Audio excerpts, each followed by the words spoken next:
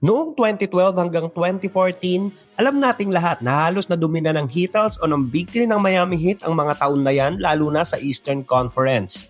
Halos lahat ng team sa East, parang wala talagang sagot sa lakas ng Miami. Pero may ilang mga teams na pumalag at nagbigay challenge sa karera ng Heat. Isa na doon, ang defensive team ng Indiana Pacers. Sa mga hindi nakaabot sa kanila, sila yung team na hindi man puno ng superstar pero sagana sa tibay, depensa at tapang. Ang kupunan na halos sumira sa championship run ng Miami Heat. Madaling tandaan ang mga nagkampiyon sa bawat NBA season. Pero samahan mo lang akong i-appreciate ang mga team na ilang hakbang na lang para sa inaasam nilang kampyonato. Tara, pagkwentuhan natin ang 2012 to 2014 Indiana Pacers. Here comes George, got the step and smokes one move and counts on the foul. He beat LeBron James. Kung may isang bagay na pinaka-identity ng Pacers noong panahon na yon, depensa talaga. Sa ilalim ng coach na si Frank Vogel, naging isa ang Indiana sa pinakamahigpit na depensa sa buong liga. At meron silang established star sa team, si Danny Granger. Siya ang mukha ng Pacers noong late 2000s hanggang early 2010s. Kung di nyo siya kilala, isa siyang elite scorer na kayang umiscore mula sa kahit saan. 3 points, mid-range at kahit drives sa basket. Naging all-star pa siya noong 2009 at umabot sa halos 26 points per game ang average niya sa isang season. Pero nagkasunod-sunod ang injuries niya sa tuhod. Labas-pasok sa rotation. Halos wala na siyang maitulong sa team niya lalo na sa mga playoff games. Pero buti na lang, inakuha silang gem sa draft noong 2010. Ang kanilang 10th overall pick na nagngangalang Paul George. At nakapag-steal pa sila sa second round sa kanilang 40th pick at pinili ang isa pang defensive player na si Lance Stephenson. So ang Pacers na pinapangunahan nila Danny Granger, Paul George, Roy Hibbert, Lance Stephenson, Darren Collison ay naging sapat na para makapasok sila sa 2011 playoffs bilang 8th seed. Pero hindi yun naging sapat para malampasan ang first round ng playoffs kalaban ang Chicago Bulls na pinapangunahan ng MVP ng taong yon na si Derrick Rose. At after ng season na yon, alam ng Indiana na kailangan pa nila magpalakas o magdagdag ng ilang key piece hindi lang para maging playoff contender, kundi maging isang ganap na title contender. At guess what? Dumating sa prangkisa yung tamang player na hinahanap nila. Ang kaso, itinrade nila.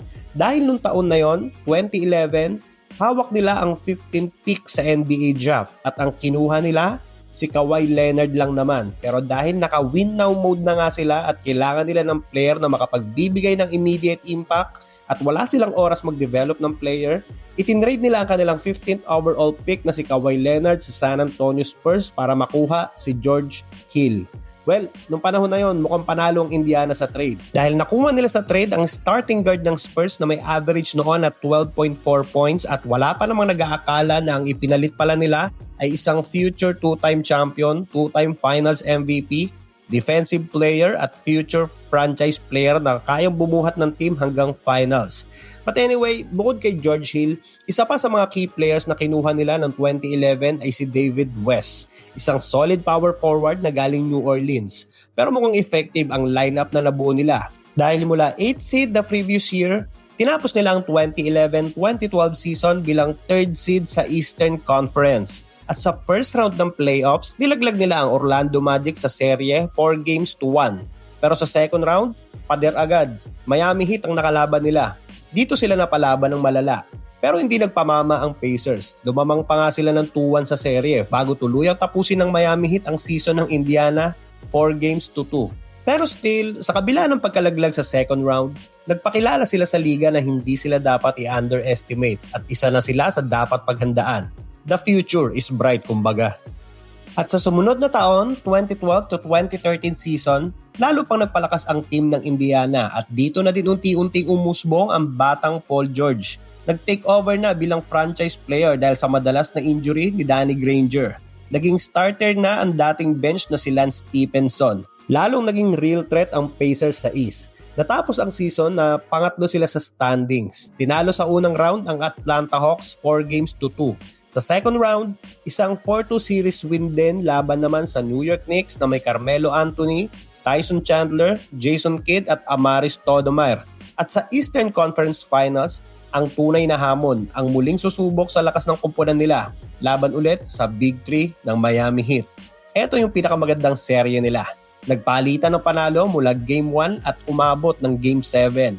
Dito sa serye din na to nakilala si Paul George, pero si Roy Hibbert para sa akin ang halos may pinakamalaking factor sa serye dahil sa pagbuhat niya sa team tuwing off night si PG. Naging malaking bagay din yung presence ni Lance Stephenson para subukang sirain ang laro ni LeBron, pero sa uli, muli silang pinauwi ng Heat, 4-3, pero solid yung serye na yon. At noong 2013-2014 season, nanatili o mas lumakas pa ang team ng Indiana. Dinagdag nila sa team sila Evan Turner, CJ Watson at Luis Scola. Pati actually si Andrew Bynum nakuha nila. Hindi nga lang napakinabangan, isa pa ding sakitin para si Danny Granger. Pero sa pangunguna ni Paul George at Roy Hibbert, nakuha nila ang number 1 seed sa East na may kartadang 56 wins at 26 losses. At sa playoffs, muli silang nakabalik sa Eastern Conference Finals. At again, kailangan na naman nilang lagpasan ang Miami Heat. Intense pa din ang bawat laban. Halos parang naging Kobe Bryant na si Paul George. Parang Dillon Brooks naman si Lance Stephenson. Mas lumala yung tensyon sa pagitan nila ni LeBron at dito din sa serye na to naganap yung infamous ihip tenga ni Stephenson kay LeBron. Hindi ko alam kung yun yung nagpatalo sa kanila pero yun nga. Again, nilaglag sila ng Miami Heat sa Game 6 ng serye 4-2. At eventually, dito na tinatapos ang magandang run ng Indiana Pacers dahil after ng season na to, doon na naganap yung gruesome injury na nangyari kay Paul George noong August 2014 Team USA scrimmage. At oo, hindi sila nag-champion pero sa panahon na halos walang makapigil sa Miami Heat, ang Indiana Pacers ng 2012 hanggang 2014 ang isa sa iilang koponan na talagang nagpahirap sa kanila. At para sa maraming NBA fans, ang Pacers na ito ay mananatiling isa sa pinaka-underrated na contenders sa modern era. So, sino pa sa tingin mo ang team na hindi nag-champion pero nagkaroon ng solid seasons? Comment mo naman sa baba, pa-like and share naman ang video at baka naman, pakisubscribe na din ang ating channel para sa mga susunod pang NBA Kwentuhan.